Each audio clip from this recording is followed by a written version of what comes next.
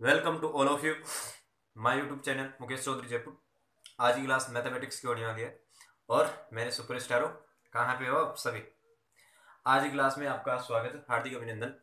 आज की class mathematics के जिसमें अर्थमेटिक प्रोग्रेस चल रही थी, एपी चल रही थी, जिसमें कुछ महत्वपूर्ण प्रश्नों की बात की थी और कुछ सूत्रों की बात भी की थी। अब हम इस सीरीज को आगे बढ़ाते हुए और आगे कंटिन्यू लगाते हुए आपकी सीरीज को कंटिन्यू चलाते हैं, जिसमें आपको अर्थमेटिक मतलब जो भी प्रोग्रेस रिपोर्ट है आपकी एपी उसको आगे बढ़ाते हैं। फिर इसमें भागफल विधि और शेषफल विधि वाली भी इसी क्लास में लगभग इंक्लूड कर दी जाएगी। और जितनी भी पीछे क्लास हुई है वो क्लास पूरी कंटिन्यू रूप एकता के रूप से आप एकत्रित होकर लीजिए। जहां भी आप पीछे से क्लास जो भी हम नंबर सिस्टम की क्लास हो रही है उस क्लास को पूर्ण रूप से एकता। और मेरा कहने का यही राय है कि आप जहां से पीछे क्लास ले रहे हो आप पीछे से जहां कंटिन्यू कनेक्टिविटी रखना ही सबसे बहुत महत्वपूर्ण भूमिका होती है। इसलिए आप हमेशा जो भी आपके पीछे मैं भी यहाँ कंटेंट पढ़ा रहा हूँ उस कंटेंट को अच्छी तरह से तैयार कीजिए और रेडी कीजिए। कंपटीशन के क्षेत्र में हर टॉपिक हर महत्वपूर्ण चीज बहुत ही महत्वपूर्ण होती है और टाइम का बहुत वैल्यू रखा जाता है। इसलिए आप हमेशा से जो भी कंपटीशन जो भी आप तैयारी करना चाहते हो वो अच्छी तरह से एक रूप और दृढ़ निश्चय के रूप में कीजिए। अब आपको मैं समय गवाते न वे करता हूँ, आगे चालू करता हूँ। और यदि चैनल पर आप फर्स्ट बार हो तो जो भी आप पीछे वीडियोज लेक्चर मेरे बने हुए हैं उस लेक्चर को लीजिए और आप एकदम सटीक जानकारी के साथ आपको अवेलेबल करा दिया जाएगा। तो आपको मैं नेक्स्ट सीरीज में चलता हूं।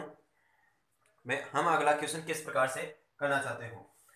यदि आपके पास कोई श्रेणी दे दी जाती है, हाँ आपको एक मैं और बात बताना चाहता हूं कि यदि श्रेणी के अंतर्गत आपको किसी भी प्रकार की एपी या जेपी या एचपी दे दी जाती है तो उसमें कोई नेगेटिव और भिन्नात्मक संख्या का कोई रोल नहीं होता है।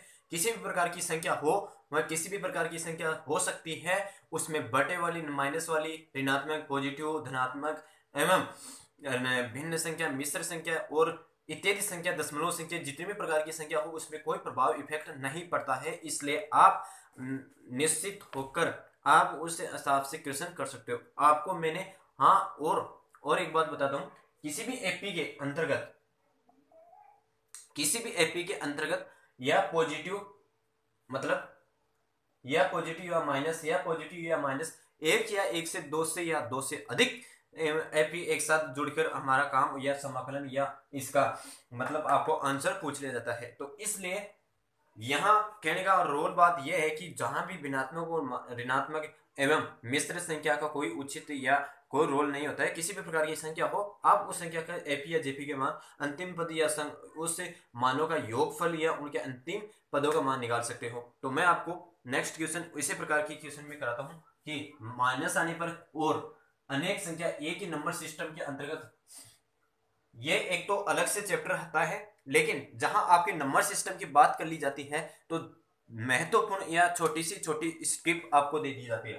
तो यहां मैं आपको बताऊं, तो आपके पास कोई सीरीज है -11 -11 -8 -5। इस समांतर श्रेणी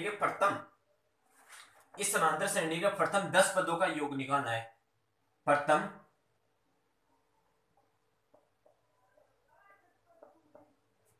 10 पदों का मान निकालना है।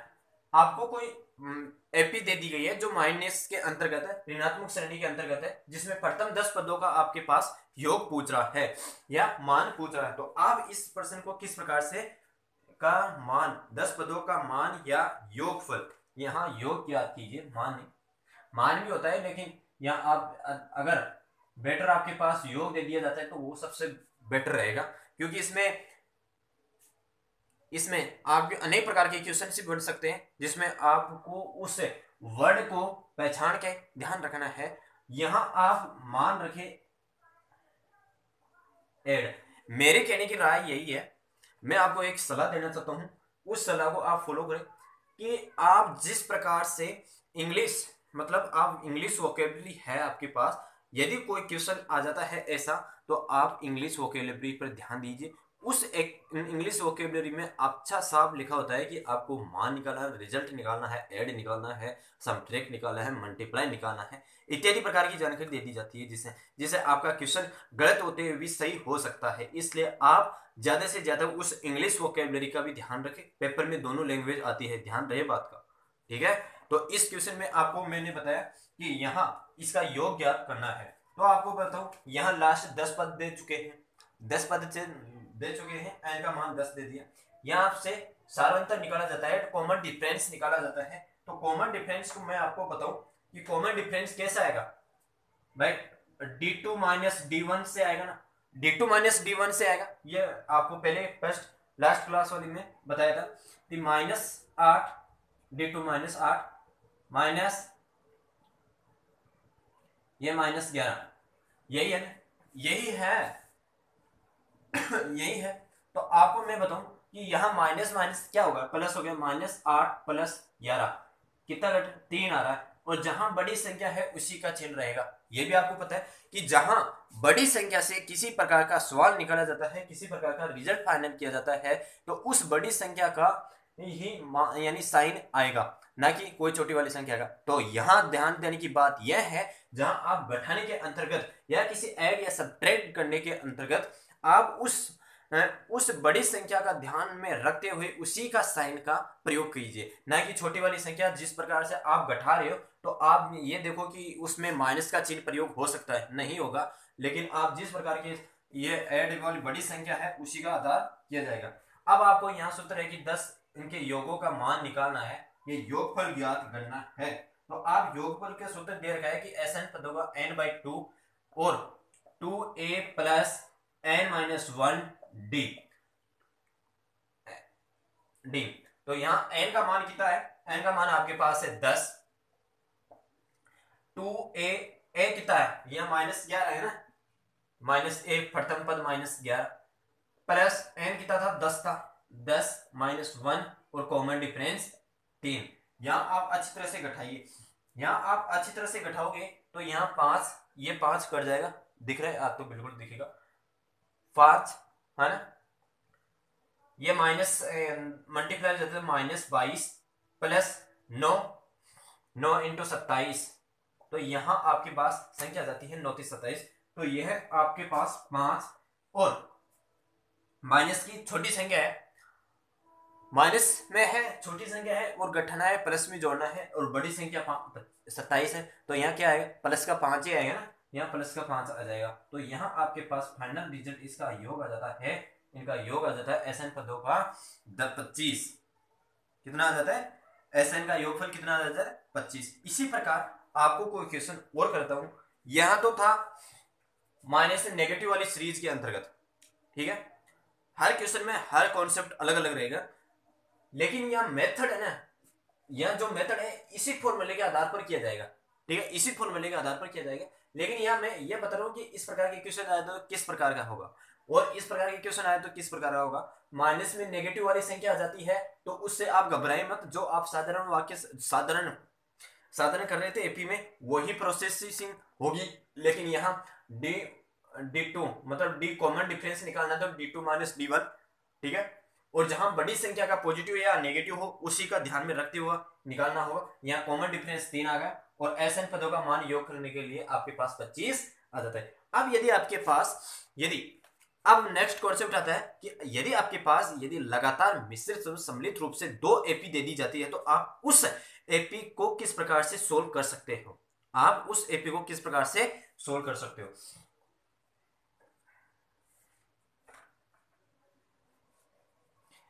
यदि आपके पास दो एपी दे दी जाती है और वो भी किस प्रकार से, तो आप उस 2 एपीओ के अंतर्गत किस प्रकार की अप्रोच लगाओगे।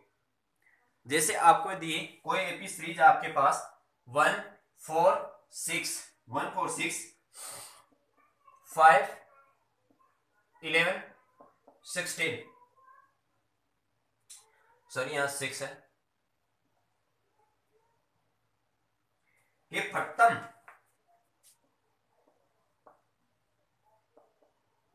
कि प्रथम 100 पदों का योग ज्ञात कीजिए।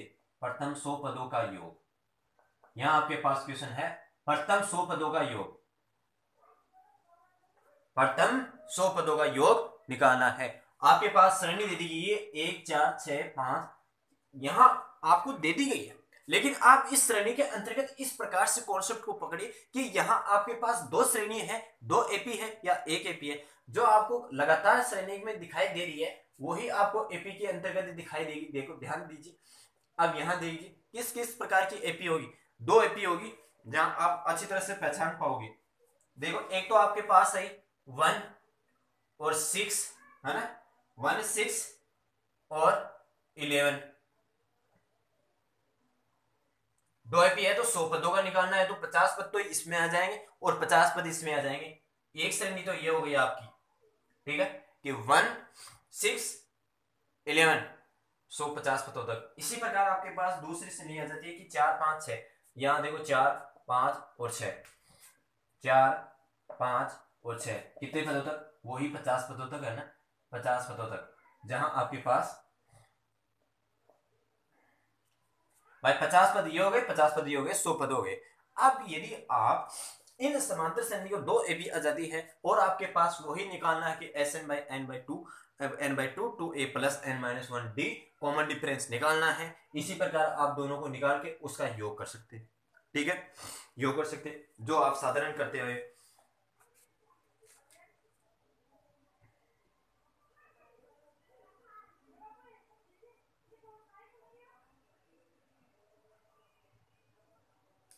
यदि एक तो वो निकाल सकते हो, अलग अलग निकाल सकते हो ना, अलग अलग निकालोगे तो उसमें टाइम लगेगा। अब मैं आपको एक इसमें अच्छा शॉर्ट तरीका बताता हूं, कि आपको मैं एक शॉर्ट तरीका बताता हूं। यदि आप इन दोनों को अलग अलग करके निकालोगे तो आपको टाइम लगेगा, इसका भी अलग जोड़ना पड़ेगा, इसका भी अलग जोड़ना पड़ेगा। यदि आप इस एक एपी आपके पास ये होगी, एक एपी आपके पास ये होगी, तो आप दोनों एपीओ को जोड़ते हो।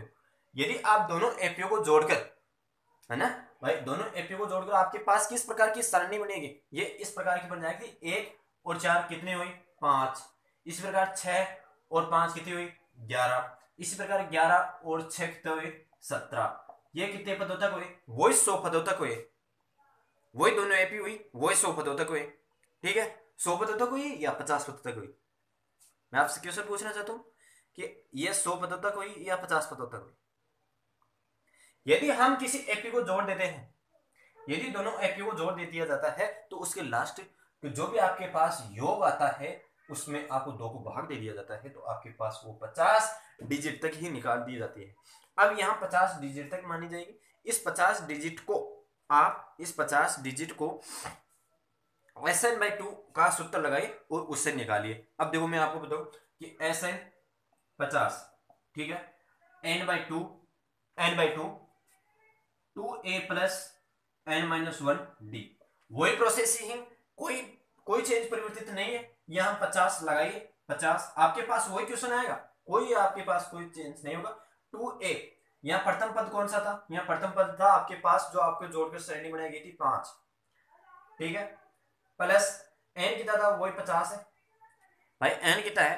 वही 50 है ना, 50 है। उसके में अंदर एक हटना, कॉमन डिफरेंस कितना है? कॉमन डिफरेंस देख लो कितना आ रहा है आपके पास, 6 आ रहा है। कॉमन डिफरेंस d2 आपको बताएगा, d2 माइनस d1 और d, ये 6 आ रहा है आपके पास, ठीक है। आप यहाँ काट पीट करते हो तो आपके पास फाइनल रिजल्ट आता है कि 25 इंटू, ये 25 इंटू, यहां देखना 10 49 6 इंटू 10 यानी 54 और 4 29, 304, या 304 आ रहा है। 25 इंटू 304, 25 इंटू 304 को आप मल्टीप्लाई करते हो तो आपके पास लगभग आ जाता है 5 का 20 जीरो और 5 75, 75 एक 76, तो आपके पास 7600 फाइनल रिजल्ट आ जाता है। यदि हम इस क्वेश्चन को अलग अलग सीरीज लगा के करते और उसको हम जोड़ते तो आपके पास टाइम निकलता, बहुत टाइम लगता।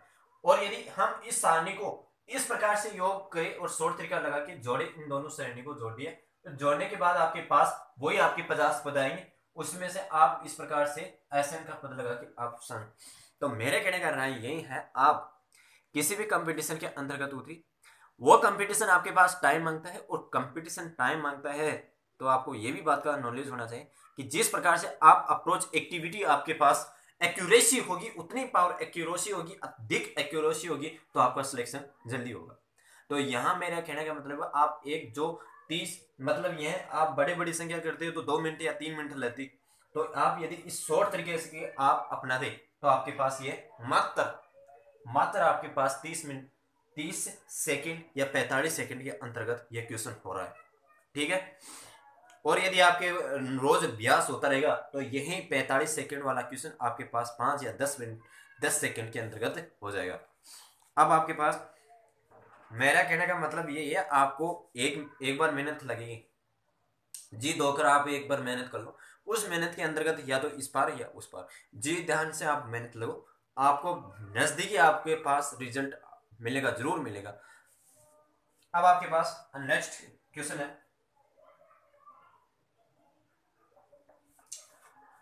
अब जो मैं क्वेश्चन बता रहा हूं ये एक तो विभाजित वाले पर आएंगे, भाई आपको उस संख्या में इतने भाग दे दिया गया, कोई संख्या आपको डेरिवेटिव दे दिया गया, भाई उस संख्या का आप भाग देने पर या वह सबसे छोटी संख्या या वो 2 अंकों की संख्या बताइए जो इतने से संख्या विभाजित हो जाती है, तो उस विभाजित होने पर आपके पास कितने शेषफल हो जाते हैं।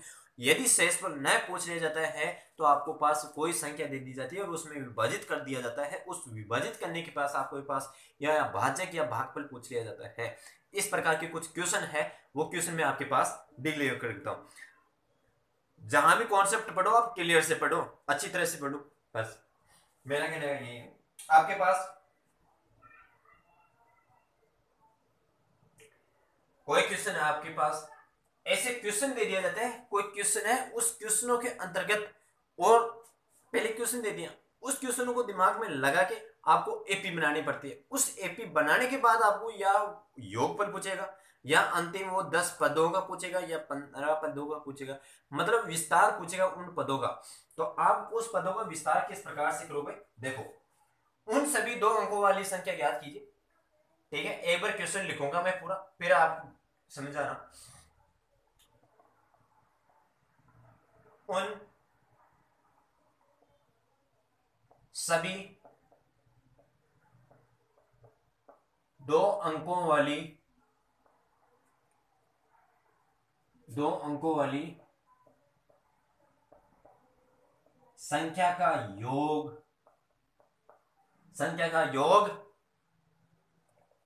ज्ञात कीजिए।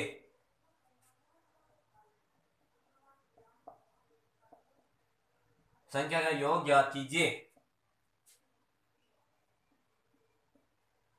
जिसे 9 से पूर्णतया विभाजित हो, ठीक है।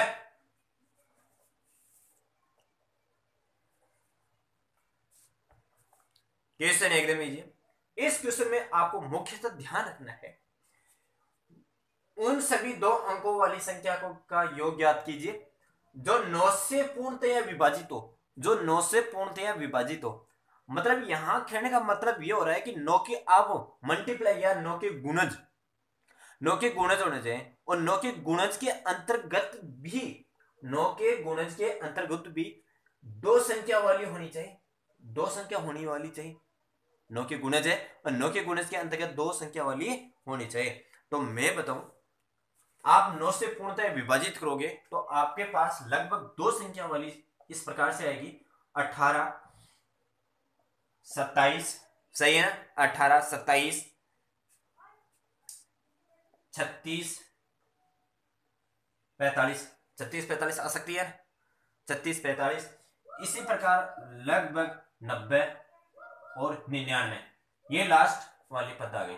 मतलब ये कोई एपी बन गई आपके पास, भाई कोई एपी है जो 18 27 36 45 और 99 से जो पूर्णतः 9 से विभाजित है, ठीक है, पूर्णतः 9 से विभाजित है। आपको जब विभाजित का नियम दे दिया, मतलब विभाजित दे दिया जाता है, तो उस संख्या के गुणज होगी, फैक्टरों के आप मल्टीप्लाइजेशन में ना जाए, उसके गुण मल्टीप्लाई होगा लेकिन फैक्टर में न जाए। फैक्टर तो क्या है, एक संख्या को निकालना होता है भाई, उतनी संख्या पर गुणा करने पर यह संख्या प्राप्त होती है। और गुणज क्या है, मल्टीप्लिकेशन, उसी संख्या को 2 बार गुणा करने पर वह संख्या प्राप्त होती है, 3 बार गुणा करने पर वह संख्या, मतलब गुणज बनते जाते हैं अपने आप में।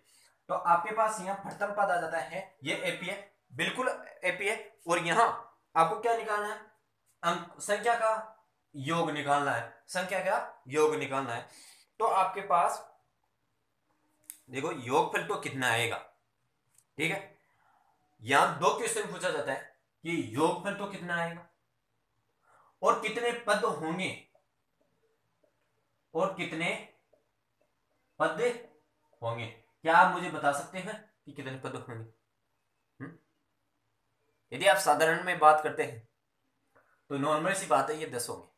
कि यहां आपको 9 उठा दिया, एक पद वाली संख्या को उठा दी, तो 9 तो वो बचे 9 के गुण से। और 99 वो, अब 99 से ऊपर जाते हैं, 99 से ऊपर जाते हैं तो 3 अंकों वाली संख्या आ जाती है, इसलिए नॉर्मल सी बात है कि 10 पद हो गए। अब वो 10 पद निकालने भी कैसे, वो भी फॉर्मेट के अंदर बताऊंगा कि N by N by two बराबर में आपको फॉर्मूला लिखना नहीं है, बराबर में आपकी फॉर्मूला लिखना नहीं है। आपको एन बाई टू कितने पद है या कितने नहीं है, वो आपके पास 10 पद हो जाएंगे, 10, ठीक है। 2a मतलब 2 इंटू 18 प्लस एन माइनस, यही है ना, plus N minus one, 10 minus one, 10 minus one यानी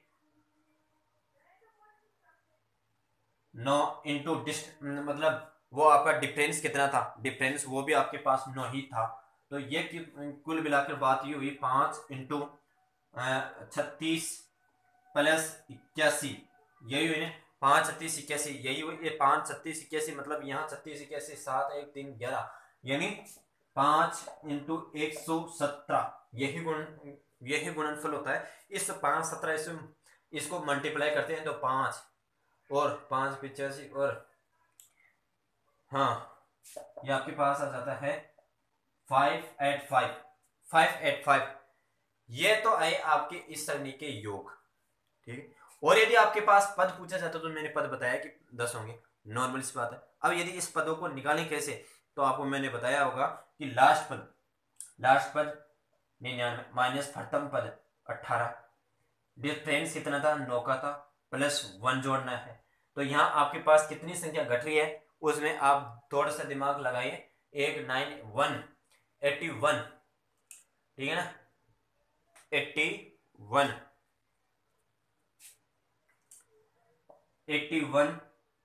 9 प्लस 1, और 81 से ये कट जाता है तो 9 प्लस 1, तो आपके 10 पद आ गए और योगफल 585 आ गए, ठीक है। अब इसी प्रकार के अन्य क्वेश्चन भी चलते हैं। वो क्वेश्चन किस प्रकार से हैं, उन सभी 2 अंकों वाली संख्या का योग ज्ञात कीजिए, ठीक है। उन सभी 2 अंकों वाली संख्या का योग ज्ञात कीजिए जो 9 से तो विभाज्य होगी, ठीक है। क्वेश्चन वही है, इसमें पैटर्न चेंज किया गया। 9 से तो विभाज्य होगी, लेकिन जिसमें शेषफल कितने बचने चाहिए, जिसे शेष 9 का भाग देने पर 3 शेषफल बचते हैं, मतलब 9 से विभाजित करने पर उसमें शेषफल 3 बचते हैं।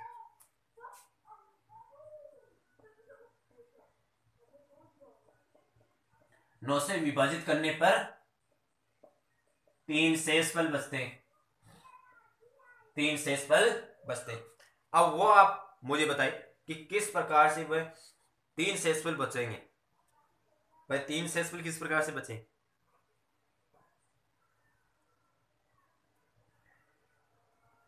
3 शेषफल बचने चाहिए, ठीक है, यही बात है ना, 3 शेषफल बचने चाहिए। तो 12 9 1 9 बच रहे हैं ना। यदि 3 और जोड़ते हैं तो 15,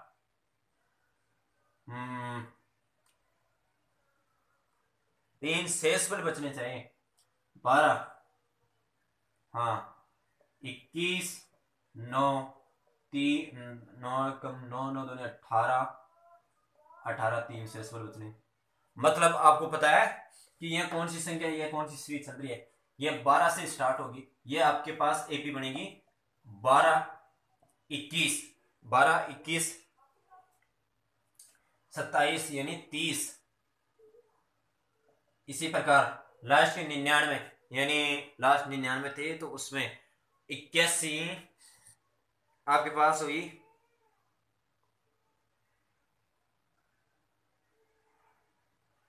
93 कैसे हुई भैया?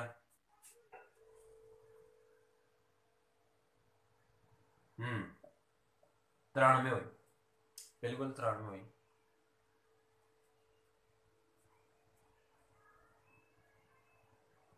ये आपके पास श्रेणी बनी।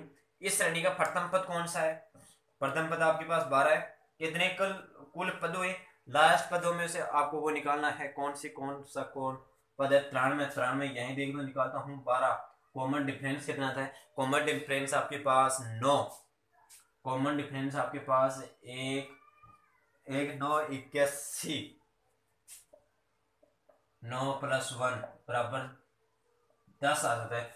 यानी ऐसा 10/2 यानी 2a, यानी 2a से गुणा करते डायरेक्ट कर रहा हूं मैं 24।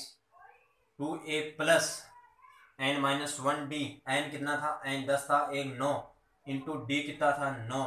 ये 81 आ गए ना, 81 आ गए।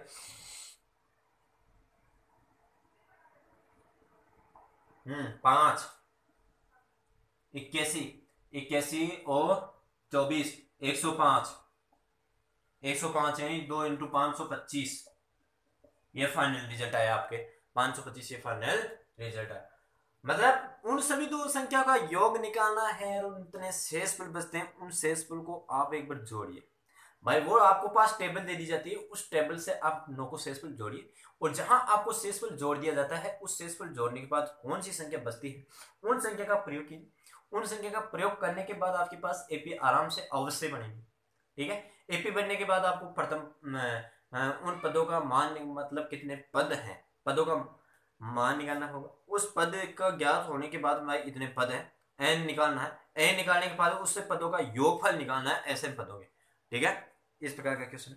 अब आपके पास मैं कुछ ऐसी चीजें या तकनीकी बता रहा हूं जिससे आपको पूर्णतया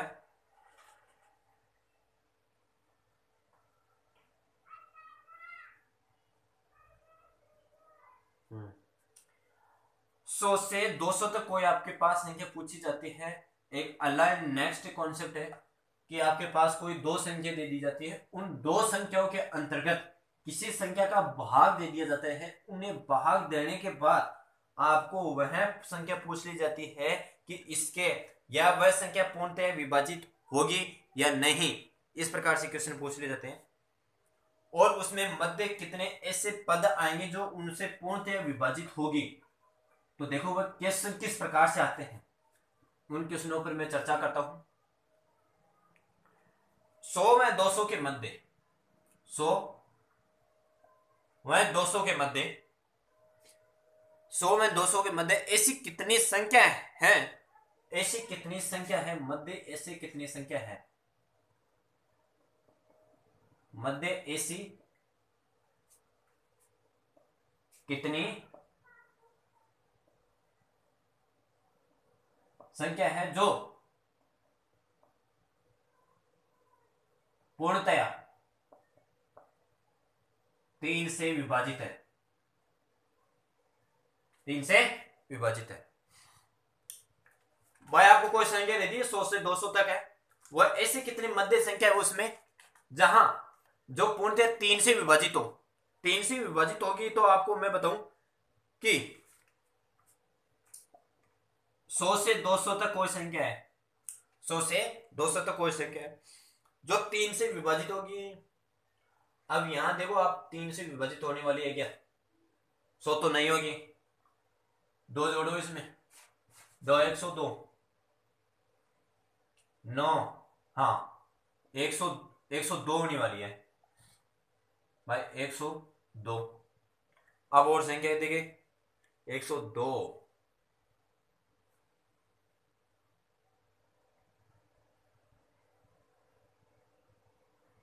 102, हाँ 105, ये श्रेणी बननी है ना, 105, 100 8 इस प्रकार से आपके पास लगभग 9 1 2 8 18 1 ये श्रेणी बन गई। ये आपके पास एपी बन गई, सब ऐसी एपी बन गई है जिसे आप अच्छी तरह से निकाल सकते हो।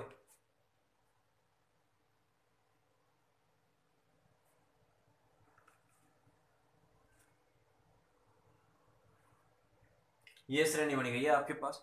अब यहां आपको यह पूछना चाहिए मध्य एसी कितनी संख्या है। तो मध्य एसी कितनी संख्या है, मैंने आपको बताया था कि लास्ट और फाइंड, मैंने आपको सूत्र बता चुका हूं कि लास्ट एक तो एक फर्स्ट और जिसमें कॉमन डिफरेंस और +1, लास्ट पद 198 और प्रथम पद आपके पास 102, ठीक है, और कॉमन डिफरेंस आपके पास है 3 और +1 है। तो 198 तो 6,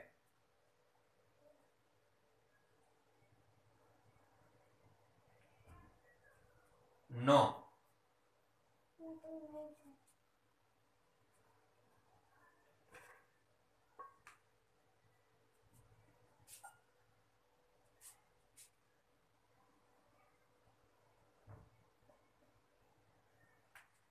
यहां देखिए 3 से डिवाइड कट हो गई, यह संख्या 96 बच रहे हैं, 96 बच रहे 3 से कट होने पर यह आपके पास कितनी संख्या आ रही है, 3 2 32, 32 +1 यानी 33 संख्या है। ऐसे मध्य एसी 100 से 200 तक के मध्य एसी, मतलब 100 से 200 के मध्य ऐसी कितनी संख्या है जो 3 से पूर्णतः विभाजित है, वह मध्य ऐसी संख्या 33 संख्या है जो पूर्णतः 3 से विभाजित है, जो पूर्णतः 3 से विभाजित है। ठीक है, अब किस प्रकार से निकाला आपने, किस प्रकार से निकाला, आपको श्रेणी को ये निकालना, फिर उस श्रेणी को आप एपी के अंतर्गत चेंज कीजिए। एपी के अंतर्गत चेंज करने के बाद एक तो आप लास्ट और फर्स्ट वाला फॉर्मूले के अंतर्गत निकालिए। अब मैं आपको एक दूसरा फॉर्मूला और भी, मतलब दूसरा कॉन्सेप्ट भी और बताता हूं, इसी के साथ दूसरा मेथड। एक तो फर्स्ट मेथड तो ये हो गया, यदि आप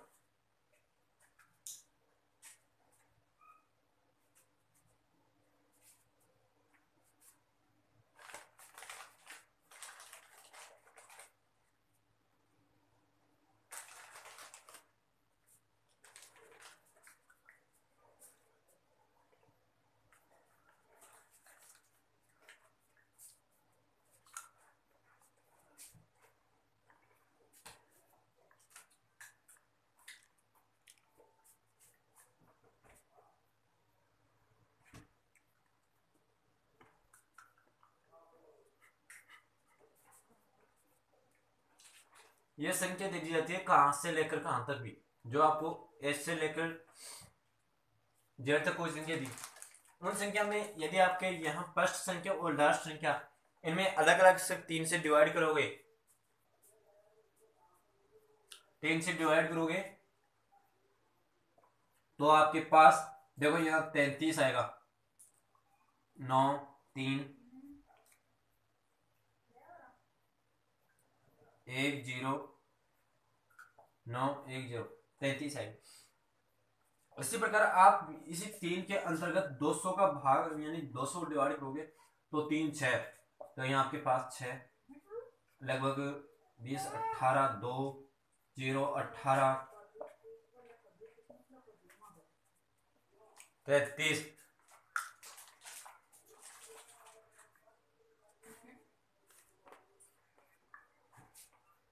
जो जहां बड़ी संख्या है उस बड़ी संख्या का डिवाइड किया,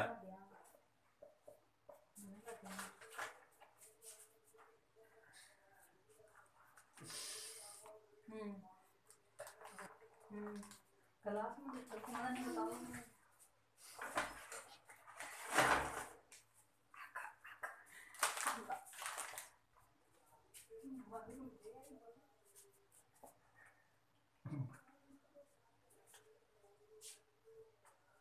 बड़ी संख्या से जो ने आपने डिवाइड किया है उस बड़ी संख्या में से आपको छोटी संख्या का डिवाइड वो घटाना है।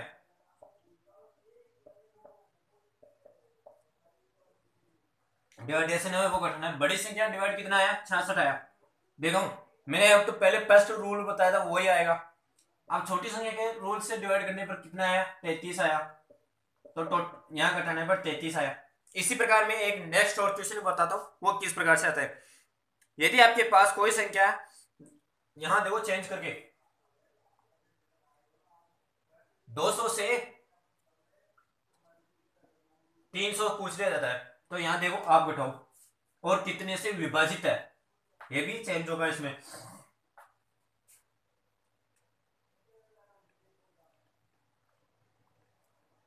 चार का 4 से विभाजित है। कोई संख्या है जो 200 से 300 तक संख्या है जिनमें ऐसी कितनी मध्य संख्याएं हैं जो पूर्णतः 4 से विभाजित है। तो आपको संख्या टोटल निकालनी है, कितनी संख्या टोटल है। तो मैंने बताया कि सेकंड मेथड, आपका सेकंड मेथड करना है फॉलो। तो 4 200, 4 200, तो आपके पास कितनी आती है, 50 आ गई। इसमें डिवाइड करने पर 5 0 50 तो आ गई। अब यहाँ 400 यानी 4 से 30, ये कितनी आ रही है, 2 7 चौका 28,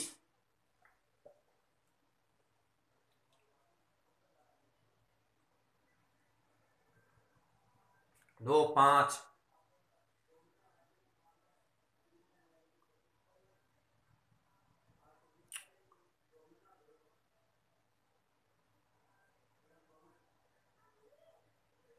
पांच चौका 4, 4 पंजे 20।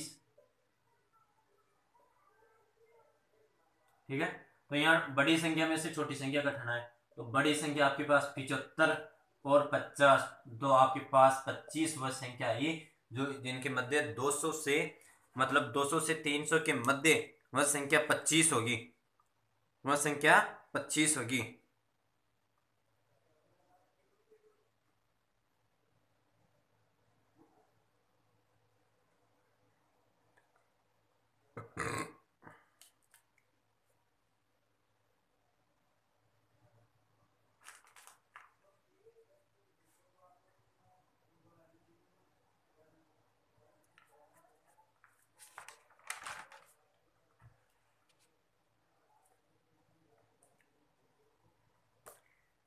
अब आपके पास एक क्वेश्चन और है, 200 से लेकर 500 के मध्य ऐसी कितनी संख्या है जिसमें 2 3 4 का भाग जाता हो, 2 3 4 का भाग जाता हो, कहां से लेकर कहां तक और कौन सी संख्या कितने मध्य, ये आपसे क्वेश्चन पूछा जा रहा है कि 2 2 3 और 4 से तो विभाजित है। ठीक है, 2 और 3 से 4 से तो विभाजित है, और 200 से 500 तक, मतलब 200 से 500 तक के मध्य ऐसी कितनी संख्या हैं। अब मैं आपको पूछूं कि यहां देखिए कि कित से कितनी संख्या है, 201, शुरू से करें 202, 203, 204, इस प्रकार से संख्या है जिसमें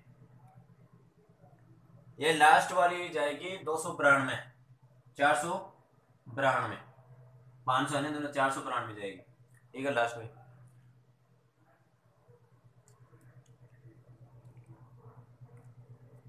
ठीक है, ये बात आ गई।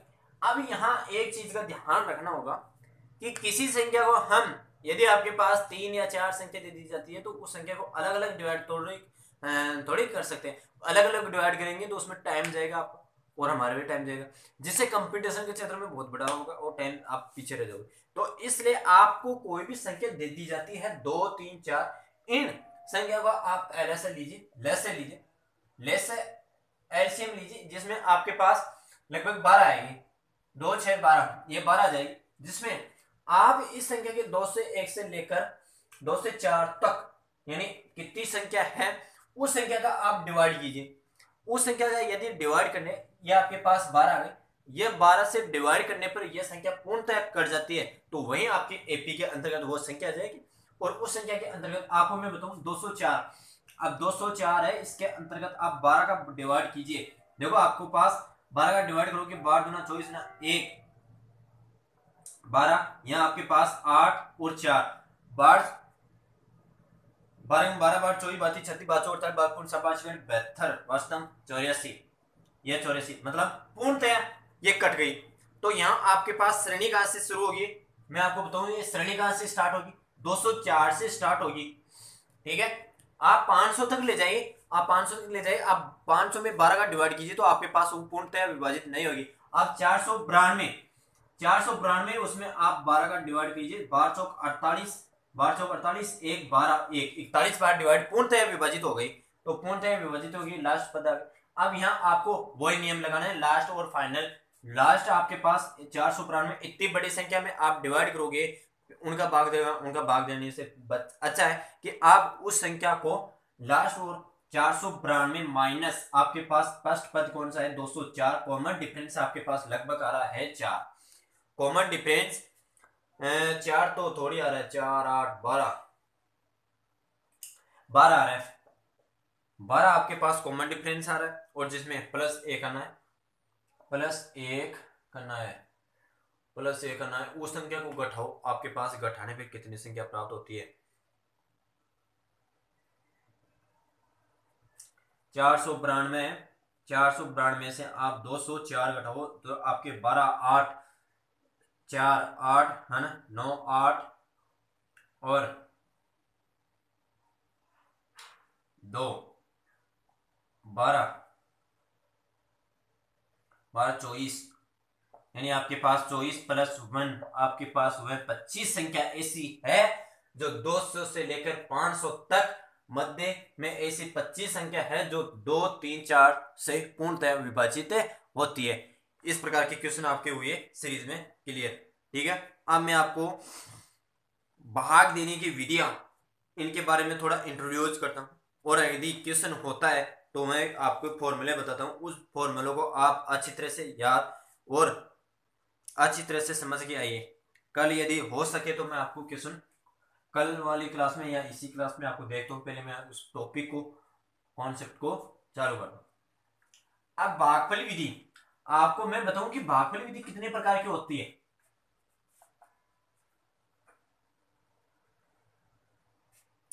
भाई भाग देने की विधियां, भाग देने की विधियां कितने प्रकार की होती है, भाग देने की विधियां दो प्रकार की मानी जाती है लगभग। भाग देने की विधियां दो प्रकार से मानी जाती है, एक तो सामान्य विधि और एक क्रमागत विधि। जिसे क्रमागत विधि को आप आंशिक गुणनखंड के रूप में जानते हैं।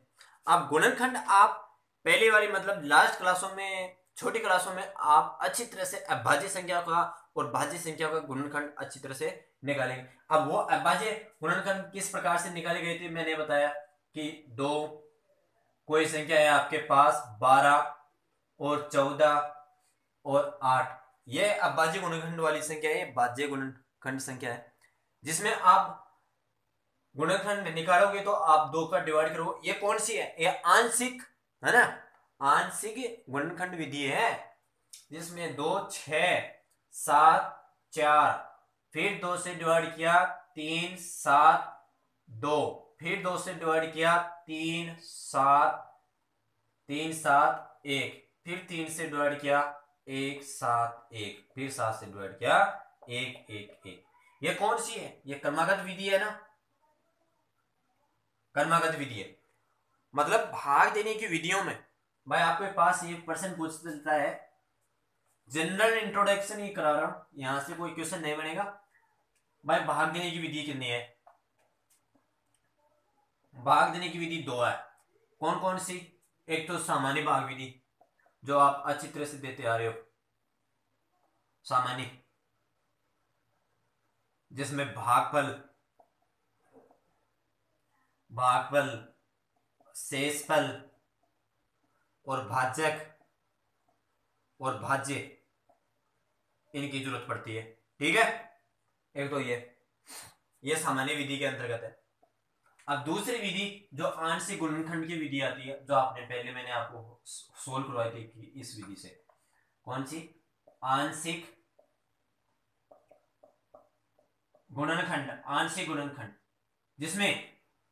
जिसे हम क्रमागत विधि कहते हैं, सामान्य विधि बता दी। अब पहले हम सामान्य विधि पढ़ेंगे, फिर आंशिक गुणनखंड विधि पढ़ेंगे। अब इस सामान्य विधि में किस प्रकार से क्वेश्चन आते हैं और किस फॉर्मेट के अंतर्गत जचाया जाता है, इस फॉर्मेट को आप अच्छी तरह से समझिए। भागफल, शेषफल, भाज्यक और भाज्य इनको अच्छी तरह से समझ लेना, क्योंकि यही आपको बहुत महत्वपूर्ण सुविधा उपलब्ध करवाएंगे। इन सुविधाओं के अलावा कोई सा भी यदि आप एक भी इसमें चीज भूल जाते हो, या भागफल किसे कहते हैं, शेषफल किसे कहते हैं, मैं आपको इंग्लिश और हिंदी दोनों के अंतर्गत इसकी विधि का विवरण करूंगा। आपके पास जो यह संख्या आती है इसे हम भाजक कहते हैं। क्या कहते हैं? भाजक कहते हैं। जो आपके अंतर्गत उस संख्या में भाग देते हो उसे हम भाज्य कहते हैं। और जहां भाज्य देने पर, इस संख्या का भाग देने पर कितने बार जाता है, वो आपके कहलाते ऊपर वाली संख्या को हम भागफल कहते हैं, भागफल कहते हैं। और जहां आपके पास बचता है उसे हम शेषफल कहते हैं, रिमाइंडर शेषफल कहते हैं। यही है ना, यही विधि है। अब इस विधि को, यही है, इस विधि को हम किस प्रकार से कहते हैं, जैसे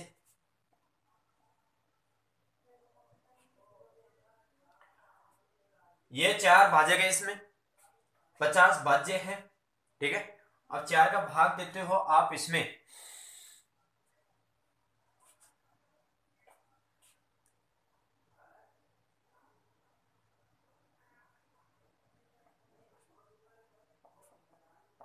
ये शेषफल, 2 शेषफल बचे,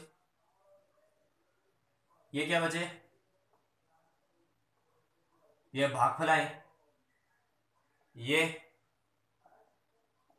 भाजक और ये भाज्य, ये भाज्य, ये शेषफल। अब ये तो मैंने आपको जनरल बताया। अब इस प्रकार से क्वेश्चन थोड़े आते हैं आपके पास। क्वेश्चन आते हैं कि इस फॉर्मेट को किस प्रकार से जचाया जाता है, इस फॉर्मेट को जचा के और उससे क्वेश्चन पूछे जाते हैं। अब ये फॉर्मेट किस प्रकार से जचाया जाता है मैं आपको बताऊं।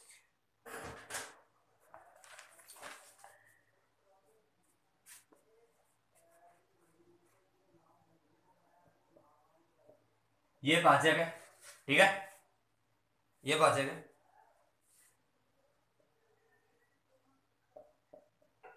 इंटू भागफल, इंटू भागफल,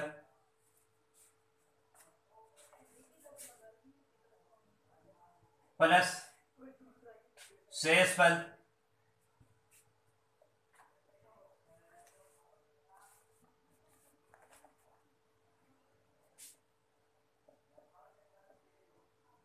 भाजक। हाँ भाजक, ये सही है क्या?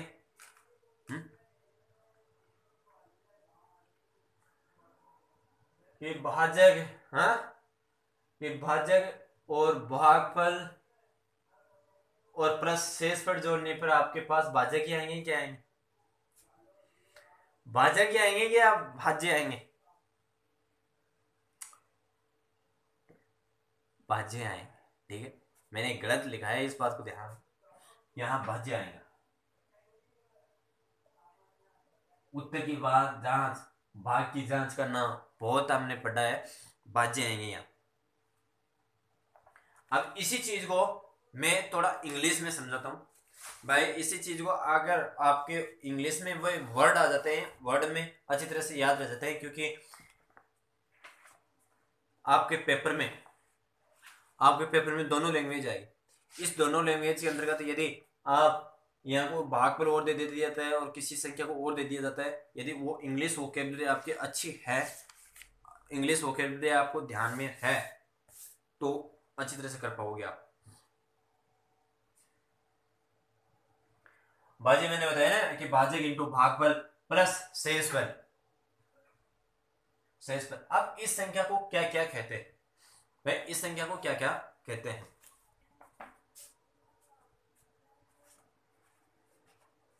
ये क्या हुई, डिवाइडेड, ये आपकी संख्या हुई डिवाइडेड। और सॉरी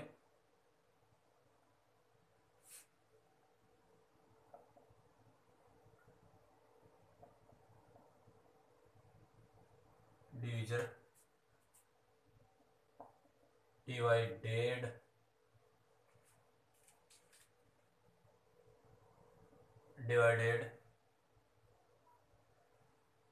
रिमाइंडर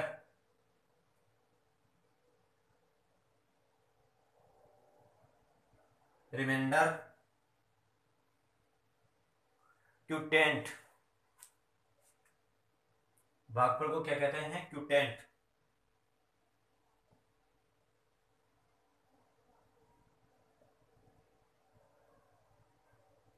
क्यूटेंट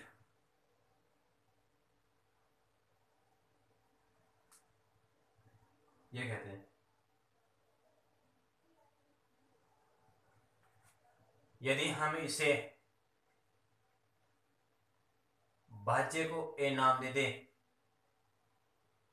और भाजक को बी और शेषफल को रिमाइंडर और भागफल को क्यों ये दे देते हैं, तो आपके पास फॉर्मूला किस प्रकार से बनता है? वह आपके पास फॉर्मूला इस प्रकार से बनता है कि भाज्य ए बराबर बी क्यों प्लस आर, जहां आपके पास बी क्या है आप अच्छी तरह से जान चुके हैं कि बी आपके पास डिविजर है, उस डिविजर के अंतर्गत ए यानी भाज्य है, उस भाज्य के अंतर्गत जो भी आपके पास शेषफल बचता है रिमाइंडर आर, जिसे आर से प्रदर्शित करते हैं, और जो आपके पास भागफल आता है उसे आप क्वांटेंट के नाम से जानते हैं। तो यह क्लास भागफल की विधि संक्रिया हुई यहाँ समाप्त, और मैं इंग्लिश और हिंदी दोनों में आपको बता चुका हूँ या समझा चुका हूँ। अब अगले क्लास में इससे प्रैक्टिस करेंगे। यह कॉन्सेप्ट था, इस कॉन्सेप्ट को आप अच्छी तरह से समझ गया ना। ये भाजक है, भाजक में आप भाज्य का भाग देते डिवाइड में, और भाग जो आपके भागफल आएंगे क्वांटेंट के लाएंगे और शेषफल रिमाइंडर। जहां भाजक यदि हमें भाज्य निकालना होता है तो भाजक इंटू भागफल प्लस शेषफल, इसकी उत्तर की जांच की जाती है, जो आपने बहुत अच्छी तरह से बचपन में बहुत किए गए कि भाग उत्तर की जांच किस प्रकार से करें, भाग की उत्तर की जांच किस प्रकार से करें। ठीक है, और आप ए बराबर बी क्यू प्लस आर इस प्रकार से भी आसानी से, जो आपको आसानी से लगे वो सूत्र याद करें।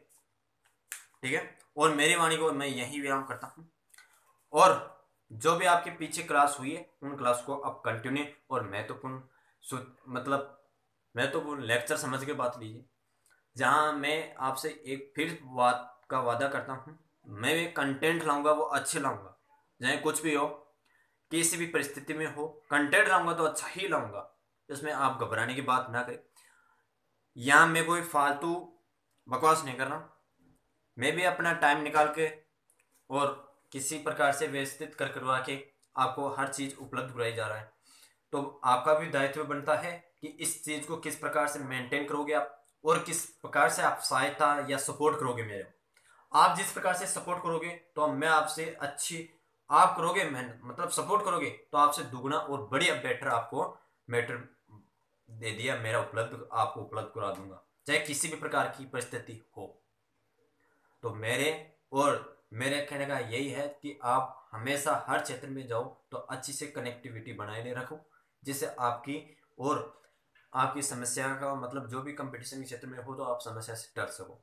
ये है मेरी वाणी का, यही कहना चाहता हूँ मैं।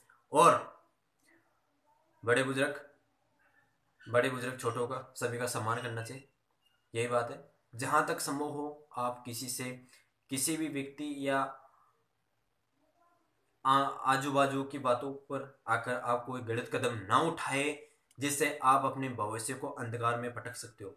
लेकिन मैं यह कहना चाहता हूं कि आप यदि कोई आपके पास राय देता है भाई अच्छी है या नहीं है, तो आप इतने सक्षम व्यक्ति हैं कि उस राय में क्या तो गलत है और क्या सही है, दोनों पक्ष आप निकाल के ग्रहण या करने की बात है तो उसे अच्छी तरह से निकालिए, अच्छी तरह से आप एक्सेप्ट कीजिए। यदि आपको कोई बंदा या आपके पड़ोस या रिश्तेदार आपको टॉर्चर करता है तो उस व्यक्ति से आप ज़्यादा इग्नोर होने के बजाय आप उसे ये इग्नोर तो करो उससे, या उसे मातापची करने से बजाय आप उस व्यक्ति की बातों को इग्नोर कर दो। जहां तक आपको सफलता मिले वो अच्छी तरह से करें। और एक आपको महत्वपूर्ण बात बताता हूँ, जो भी आप कंपटीशन की तैयारी करना चाहते हो तो आप किसी बंदे को या किसी भी व्यक्ति या स्टूडेंट को आप या रिश्तेदार को ये ना कहो कि मैं इस चीज की तैयारी कर रहा हूँ या इस कंपटीशन की तैयारी कर रहा हूँ। मैं कह रहा हूँ आप स्वयं ऐसा कहो कि मैं पढ़ रहा हूँ, बस। आप कंपटीशन के बारे में उसके बारे में यह चर्चा वर्चा ना किए कि मैं इसके बारे में यह कर रहा हूँ या ना कर रहा हूँ, ठीक है। क्योंकि जिस दिन रिजल्ट आएगा, जिस दिन आपकी पढ़ाई के सब और सिलेक्शन हो जाएगा, जिस दिन आपकी सब समस्या का समाधान हो जाएगा, ठीक है। तो मेरे कहने का राय यही है कि आप सभी बड़े बुजुर्गों का ध्यान रखें और अच्छी तरह से उनकी देखभाल कीजिए और अपने पेरेंट्स का बहुत महत्वपूर्ण ध्यान रखें। यही मेरी वाणी, मैं यही विराम करता हूँ। और जो भी आपके पीछे लेक्चर बने उनको आप रेगुलर लेते रहिए। और यदि चैनल पर आप फर्स्ट बार हो तो लाइक और शेयर कमेंट और आगे आपका सपोर्ट भी करना होगा। जो भी कोई त्रुटिपूर्ण दोष पाया जाता है तो आप मुझे अवगत कराए। जय हिंद।